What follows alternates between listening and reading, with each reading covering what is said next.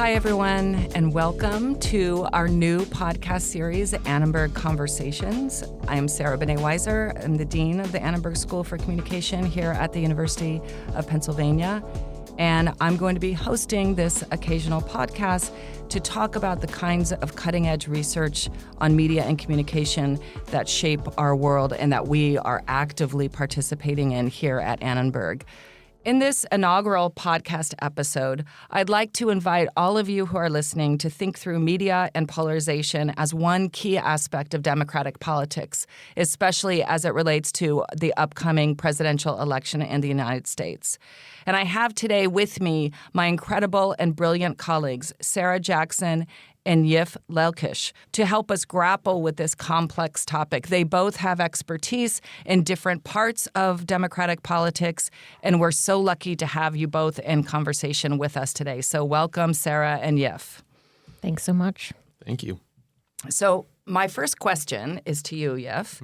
As someone who studies political polarization and public opinion formation, when looking at the election season, when looking at what's been happening for the past several months in the U.S., what are some of your findings in your research that speak to the kind of current political divide that we not only see in signs, but we hear in classes, we hear on the train, we hear everywhere? How does your research speak to these kinds of political divides? When we talk about divides, there's a lot of different dimensions we could talk about divides on.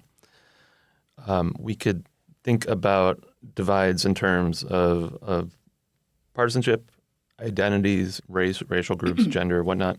I think one big issue that's been happening in recent decades is that the divides are overlapping, meaning that when I tell you what my party is, I have a pretty good idea of other aspects of you. I probably know your race, where you live, more or less. A good chance I can guess your gender identity. And all this means that our partisanship has become this super cue that people rely on to infer all sorts of things about one another. And those things may or may not be true. Do you see that this division is something that is stronger and more rigid in the contemporary moment than it has been in the past? Or has this always, we can always talk about, we live in a system that is a two-party political system. And so there's always been this division, but it does seem sharper and more violent in the current moment than it has seemed in the past. Or maybe that's just me being presentist. No, that's totally true. It's been happening for the past, 50 years or so, that the parties have sorted, which means that there used to be a good amount of liberal Republicans and there used to be a good amount of conservative Democrats. The parties were more or less more heterogeneous in terms of what they believed, often who they represented. And this has certainly changed over the past 40 years, where the parties are now very distinct. This means that partisanship just becomes so ingrained and so indicative of everything else. Because once I know whether or not you're a Democrat, I know all these things about us. I know your values, I know your policy positions, and it just leads us to just rely on these cues to make all our other decisions, whether in politics or elsewhere, or who we want to associate with or who we want to date. Thanks for that. And I'm thinking more also that, what you said there, in the past, there were kind of liberal Republicans and conservative Democrats. And it felt like there was, I know this is not quite the right term to use, but sort of less divisive, I guess, or a grayer area within the parties with extremes at either end. And so one of the things, and Sarah, maybe I'll turn over to you to ask you about, this sort of gray area. Do you see that as a change from historical elections, or how is this uncommitted movement shaping the political discourse and political election in ways that actually can speak to what Yphtach is talking about these sharp divides? Yeah, thanks, Sarah.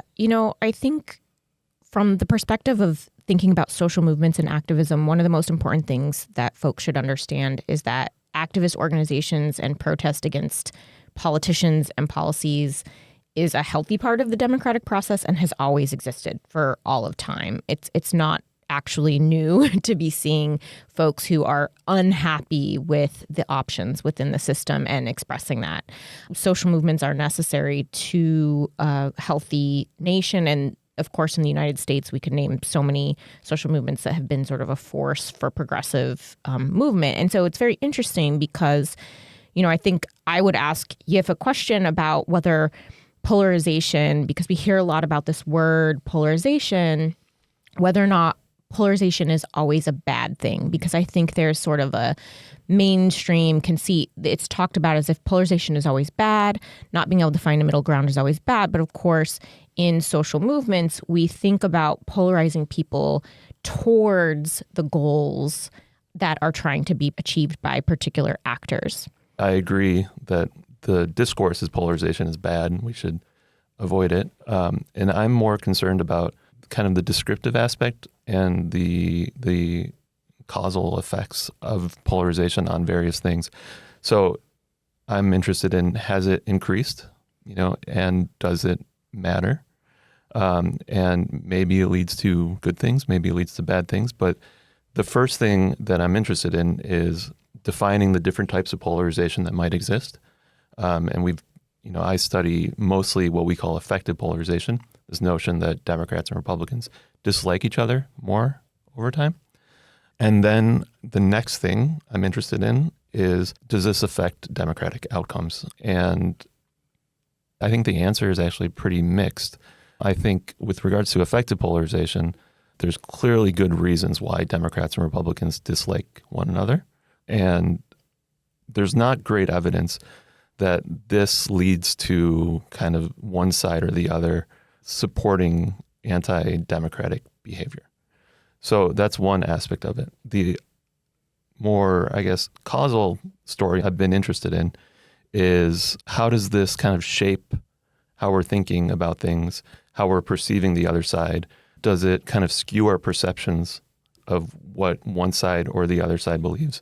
So I totally agree that the media, and I think a lot of academics, do push this narrative that polarization is normatively bad. And I think that's problematic on its face, because the golden era of low polarization was, in the 1950s, when many, many people in the United States didn't have rights and polarization didn't exist because those things weren't on the agenda. Once civil rights was put on the agenda, we started to polarize. And so you can see how polarization leads to good outcomes. What I'm more concerned about, or at least what I'm concerned about with regards to polarization, is when people hate the other side, do they have clear vision? Can they update and process information in a way that's rational? Do they hold their elected leaders accountable?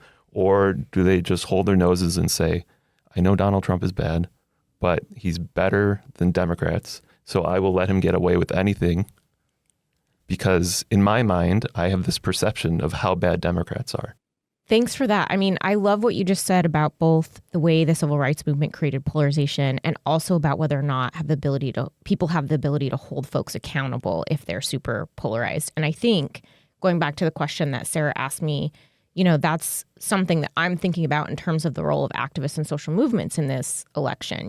That we often, when we're thinking about elections, are really hyper-focused on polling and voting behavior and the messaging coming from the candidates, but that these pressure campaigns and communication and activism that comes from organized grassroots groups can be part of really helping people to think, or challenging people to think critically about both options that are available to them. And even when the values of those groups fall outside of the major party candidates. And so I think the uncommitted movement is one of these groups, right? The leaders have been clear that they're willing to meet with Vice President Harris if they will be heard on their demands around Gaza.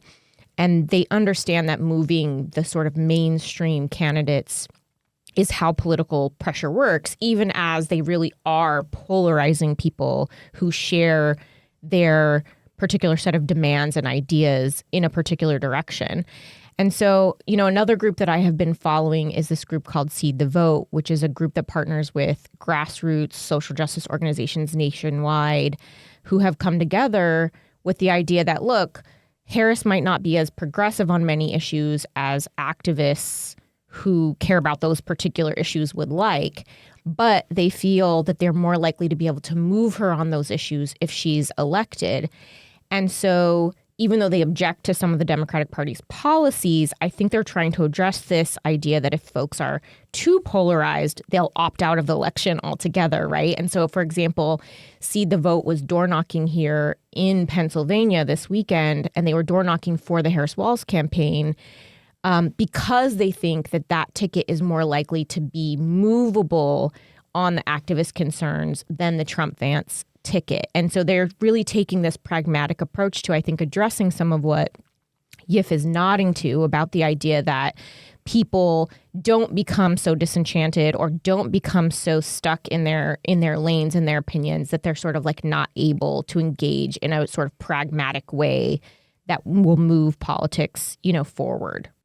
How have activists kind of balanced this in the context of this campaign, idea of pulling the agenda in one direction and trying to bring politicians with them while not going too far where politicians just say, I can't go this end. Yeah, that's a really interesting question. And I mean, I think one thing we've seen in the contemporary era is actually that right-wing activists have been very successful in pulling many of the mainstream and primary Republican candidates towards their issues.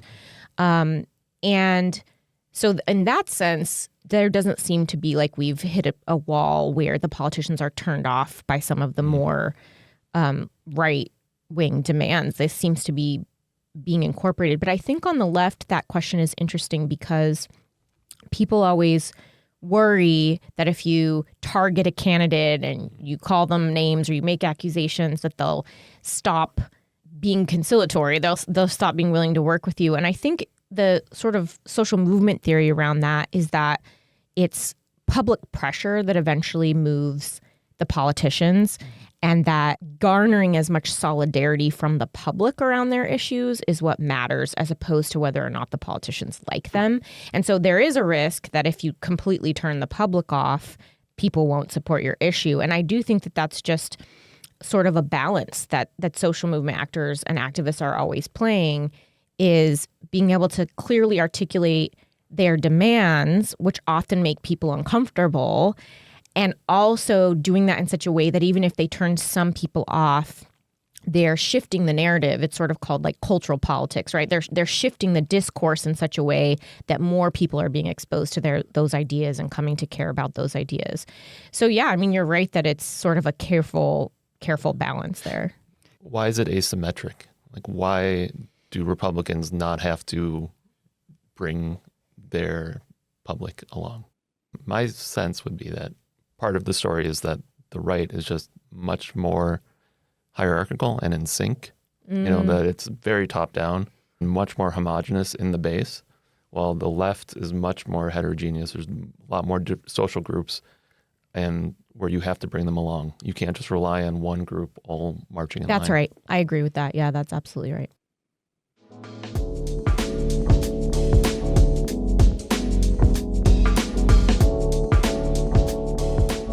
Maybe, Sarah, you can start with reflecting on how Harris's kind of racial and gender identity is being worked out in ways that are different from Obama and the first Black president and all the discourse that surrounded that.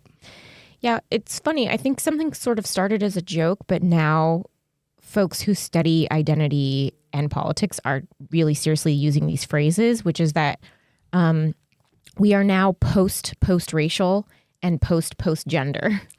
And what I mean by that is that in 2008, the Democrats leaned into this idea that if we elected our first Black president, it was a sign that the country had overcome racism.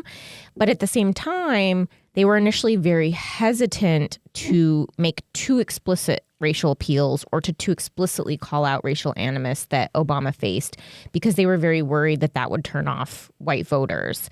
And in 2016, you saw the Clinton campaign depend on a lot of the logics, which were very reminiscent of second wave feminism, really downplaying Clinton's femininity, Pantsuit Nation. Yeah, talking very little about her role as a wife and mother, right? The whole pantsuit thing, the idea that she was fit to be a president because she could be a president just like a man would be the president.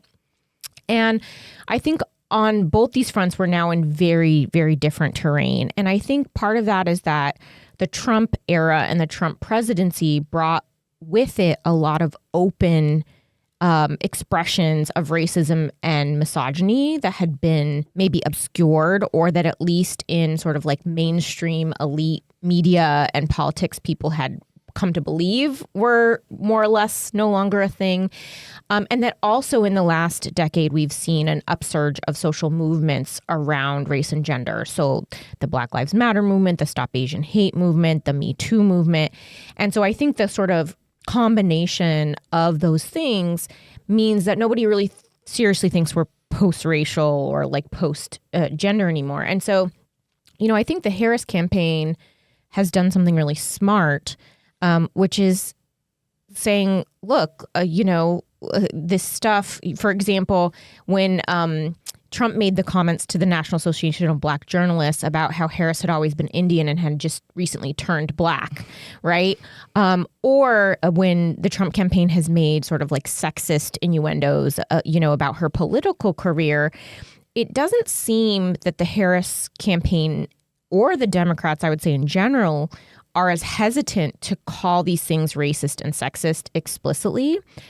But they're also doing something which I think is unique. And I would actually be really interested to hear Yif's take on this in terms of polarization, which instead of just saying that's a racist comment, of course you can be Indian and black, that's a sexist comment, and being very serious about it, they started saying like, that's so weird. Like, why are the Republicans saying that? That's so weird. And almost sort of laughing it off and making it like uncool in a fun way to say these racist and sexist things. Almost, in a way that I think allows Harris to lean into all of her identities. You heard at the DNC her husband talking about how she makes a mean brisket, and she's leaning into people calling her Mamala, which was like sort of a nickname started by her stepchildren. She's like leaning in to these identities, and at the same time sort of just like making it fun and cool, it seems, to point out that some of these more racialized and misogynistic lines that are coming out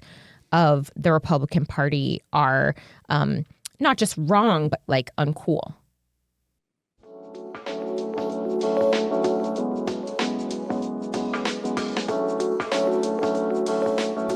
And it kind of does lead into a question that I think is one of the key questions that is at the core of the political discourse in the contemporary moment, which is the role of misinformation and disinformation. Because affective politics, if you're looking for that emotion such as hatred or racism or misogyny to bind a group together to allow some kind of coherence.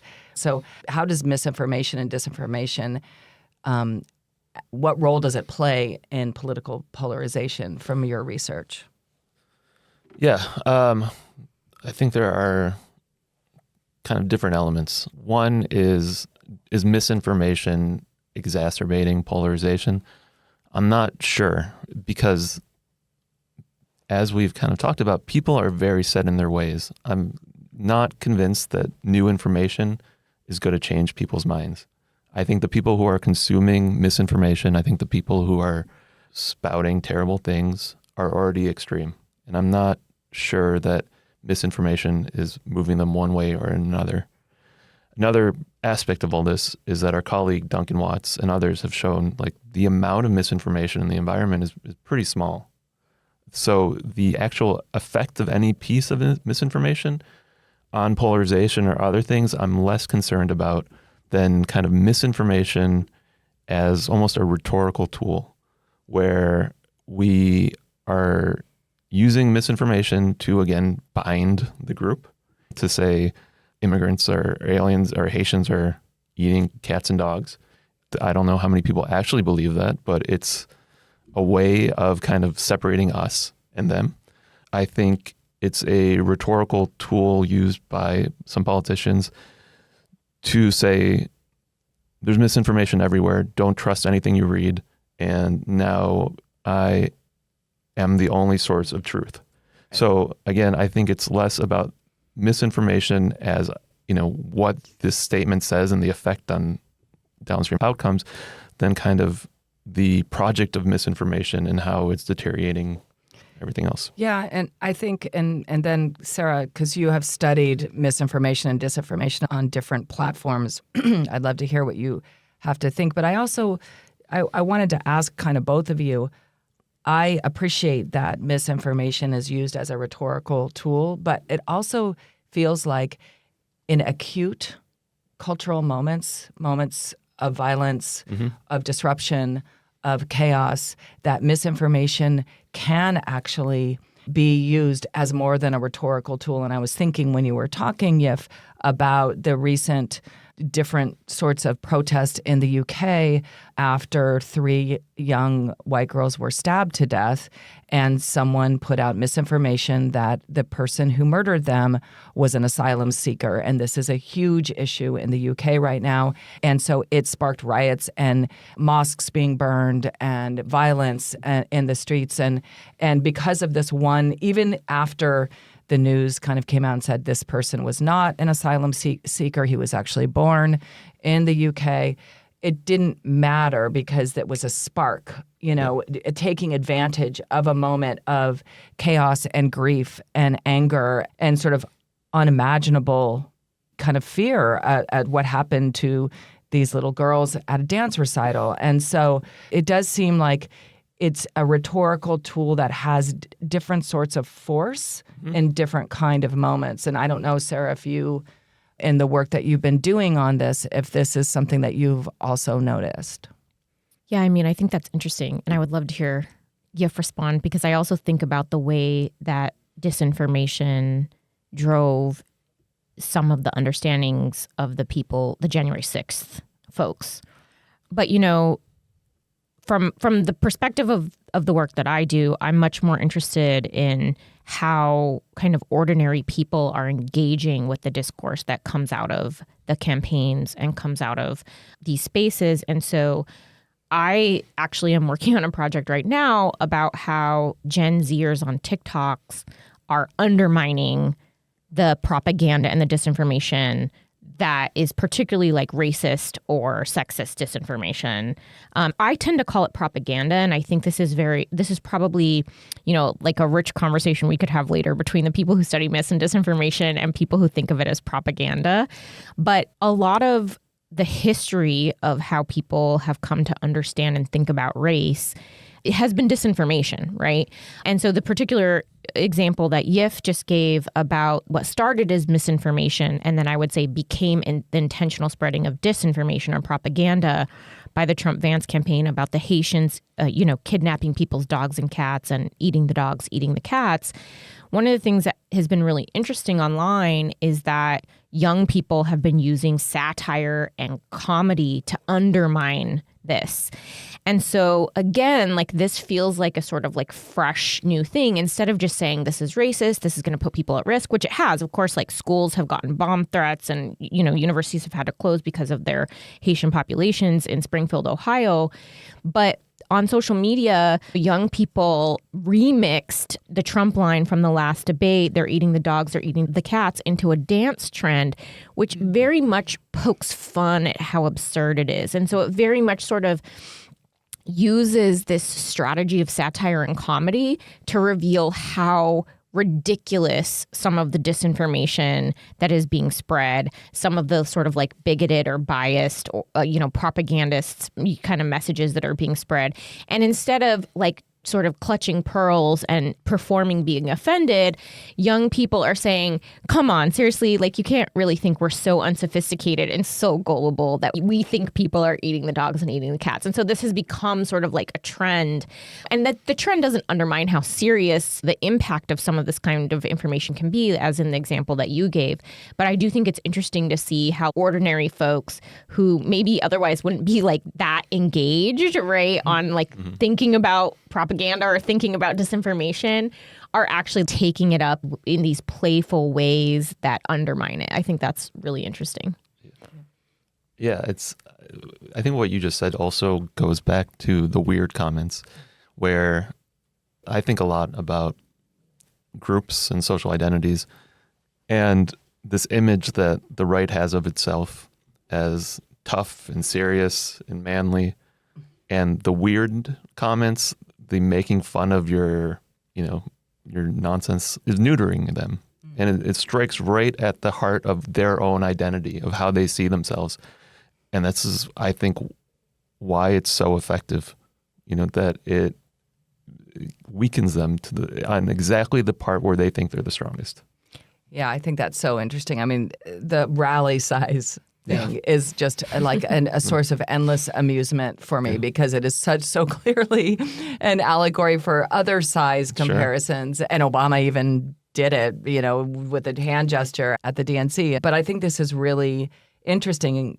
And I think you're right, Yif. And it also gets us back to affective politics, affective polarization, that this is about masculinity in lots of ways. And I mean, even to think about it as neutering implies a kind of a jab at your masculinity, and the ways in which Trump and other Republicans have just been like so defensive about that. It kind of reveals how important this particular identity is to the MAGA party and lots of Republicans, that this idea that of sort of rugged masculinity and that nostalgic understanding of America, and that is American identity.